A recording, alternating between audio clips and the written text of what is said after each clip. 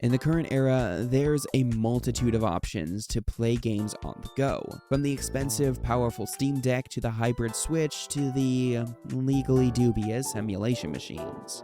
Back in the 1990s, though, there was one console that ruled the handheld market. That was the Game Boy. Nowadays, the console is a bit of a novelty. If you see anyone playing a Game Boy iteration on the train or in the park, it's a rare event. Regardless, what are some essential GB games that you should have in your collection? Hey, Gabe jumping in, reading the words of Daniel Leal, and without further ado, let's get on with it. This is the most well-known and maybe most addictive puzzle game that has ever been released. Before the days of smartphones, endless runners, and even Snake Nokia games, there was Tetris on the original brick Game Boy. It was packaged with the original console instead of Super Mario Land and helped the console sell millions of units, as it wasn't viewed as something solely aimed at kids. The satisfying simplicity of aligning blocks was super fun, had a competitive element, of course an iconic tune, and the GB version used Russian presentation to help market it as an exotic product from behind the Iron Curtain. There's just something primal about matching those Tetris blocks. It is just something that you can't put down once you start chasing that high score. The game hasn't changed much since the original release. Even today, this version is where it's at.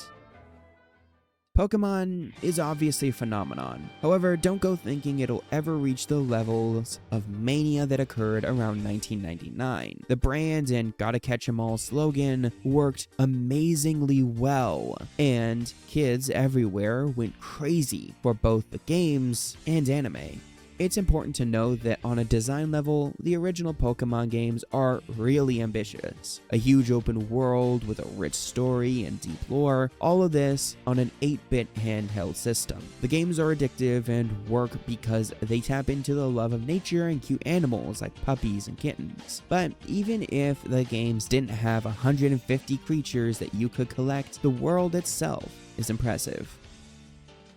The second Super Mario Land on the Game Boy was a real step up from the previous. It was a jump on the level of what happened when Super Mario World released on the SNES. Improved graphics, interesting and diverse themes for the worlds and levels, a great Smart Hub world, it had everything. Super Mario Land 2 didn't have Miyamoto as the director. Instead, it was a new team experimenting with new ideas and styles. It worked really well. Super Mario Land 2 had a certain weirdness to it, and it shares both the concept of a new team and the implementations of weird ideas with the next game.